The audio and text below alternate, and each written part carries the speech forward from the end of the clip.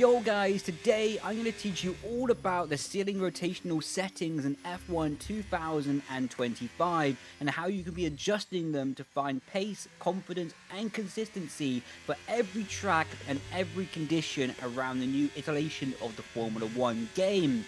This tutorial will only be for people with a racing wheel, and if you are on a gamepad and or controller, unfortunately this tutorial will not work for you. So, getting into the heart of the video, and we'll be breaking it down step by step throughout the video duration. What is the steering rotational setting? Well, that's how much physically I need to turn my in real life steering wheel and how much that correlates with the in-game physics model and in-game animation for the steering wheel in the cockpit. So of course you can see right now in the center of the screen, when we're turning to the left, it has a maximum steering rotation of 180.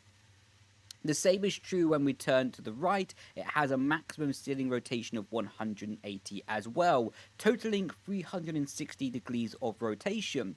This is actually what you get when the game comes stock and delivered to you and you download it for the first time. Within all your settings in-game, it will be set to 360 degrees of rotation. This makes the car quite unresponsive, but also easier to drive in many ways. Unfortunately, you cannot change the animation of the steering wheel, but you can change the physics model of the game as well on how you can be maximizing it. So going into the settings right now, as you can see, we are running 300 degrees of rotation. To be honest, F1 sim racing drivers run between 290 and 340 degrees of rotation over the previous iterations of the Formula 1 game. On the modern Formula 1 game of F1 2025, it's actually gone a bit lower. For example, on F1 2024, the lowest I would be running is 340, whereas now that's transformed to 300 as F1 2025 has taken over.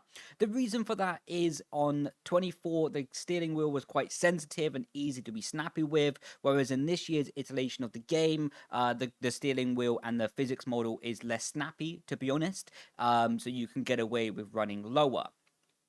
How you can be adjusting that even more within your steering wheel software. So whether you're running Fanatec, Moza, Thrustmaster, Logitech, Simucube, SimMagic, whatever wheelbase is compatible with F1 2025, you can be doing this exploit with. So of course, I can only show you on the Semicube software, but I will show you how you can adjust your steering rotational angle in the software, and then it'll be pretty simple to correlate to your own software as well. So with that being said, let's head over to the Semicube software.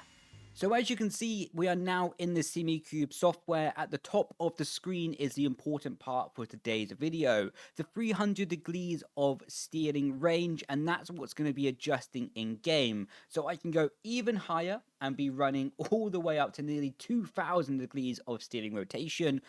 I think I would be more wanting to drive a truck at that point, to be honest, and I can go all the way down to even having 40 degrees of steering rotation. So I like to run 300. I have tested all the way down to 270, but for me was too sensitive. So now I've showed you how to adjust it. I'm now going to head back on track and show you how to find your own perfect steering range for your driving style and for your comfort level as well.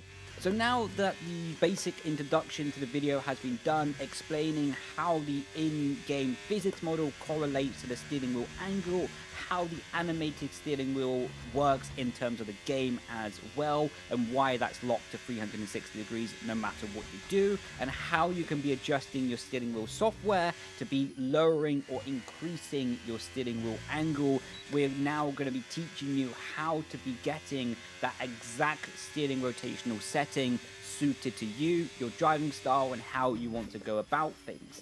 So I would, to be honest, start on 330 degrees. That'll be a good level to be starting on. That'll be quite sensitive, but will also allow you good scope to go up or down depending on your feeling. This can also be something that you do progressively over a few days if you're not comfortable to go down quite low straight away, because the car will be extremely pointy and extremely reactive as well. So just keep that in mind. If you prefer to do multiple steps over multiple days, that's a-okay as well. So yeah, starting at 330 degrees of the steering wheel angle and then working it down in 10 degrees increments, I think is the best way to go about it. And what you will find is the lower that you go, the more sharp the front end will be, and you can see it'll be really easy to put loads of steering wheel angle into the car.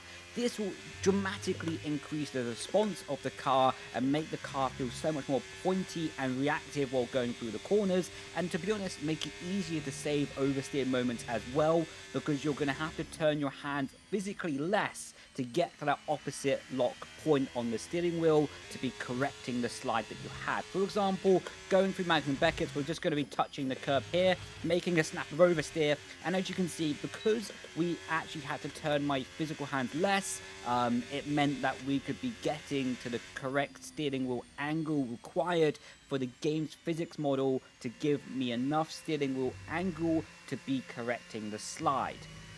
So that's a very good advantage of running lower, but the downside of running lower on the steering wheel angle is it becomes easier to lock up your front tires, because of course, for less steering wheel inputs you're doing with your hands, you're getting more physics model in the game being reactive. And when you're trail braking into a corner, it can be very easy to pinch a front right or front left tire depending on the direction that you're going, simply again because the steering wheel is more sensitive and it's easier to put in more lock sooner into the corner. So yeah, you just have to watch out your braking inputs, and if you find yourself locking up your front tires quite a lot while going lower on the steering rotational angle and the setting, then just feel free to increase it again by 10% until you stop locking up that front tire too much, and then you'll find yourself in a new comfort level, and again just gradually start working it down lower and lower from that point onwards.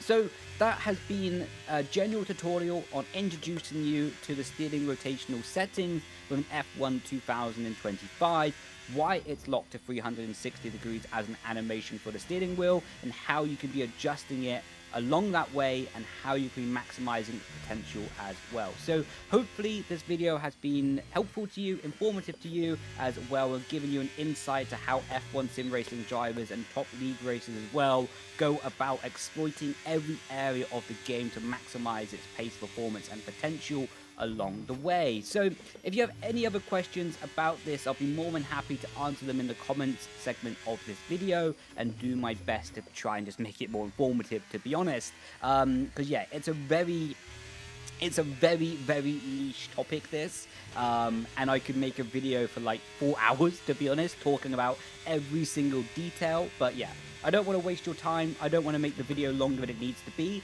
So yeah, doing a video what's quite short, sweet, compact, informational, hopefully, helpful, hopefully. And yeah, if you have any other questions, feel free to put them down in the comments and I'll try my best to get back to you. So with that being said, I've been Brendon Leigh and I'll catch you in the next video. Grazie ragazzi, ciao ciao, bye bye.